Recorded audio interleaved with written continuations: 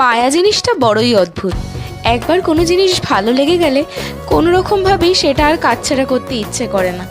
এই যেমন ধরো, আমার ওই পছন্দের একতারাটাকে রং টং করে এত সুন্দরভাবে সাজিয়ে রাখার পরও কিভাবে জানি পড়ে গিয়ে এরম দুটুকরো হয়ে ভেঙে গিয়েছিল, তাও ফেলতে মন চাইছিল না। তখনই হঠাৎ মনে হয় যে নিচের অংশটাকে যদি সুন্দরভাবে ডিজাইন করে পুনরায় পেন স্ট্যান্ড হিসেবে ইউজ করা যায়, আইডিয়াটা কিন্তু মন্দ না। এখানে ডিজাইনটা আমি একটু অন্যরকমভাবে করার চেষ্টা করেছি।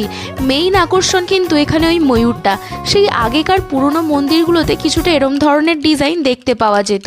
আজ আমি সেরম ধরনেরই কিছুটা ডিজাইন এখানে ফুটিয়ে তোলার চেষ্টা করেছি। আর কালার কম্বিনেশনটাও আমি একটু লাইটের উপর রেখেছি, যাতে ব্যাকগ্রাউন্ডের সঙ্গে ময়ূরের রংটা মানানসই হয়। আর আশপাশটাও একটু খালি খালি লাগছিল বলে আমি ছোট ছোট ক্লে দিয়ে বানানো কলকা অ্যাড করে দিয়েছি। আচ্ছা, এবার তোমরা বলো, এরকম নতুন ধরনের পেন স্ট্যান্ডের আইডিয়াটা তোমাদের কেমন লাগলো?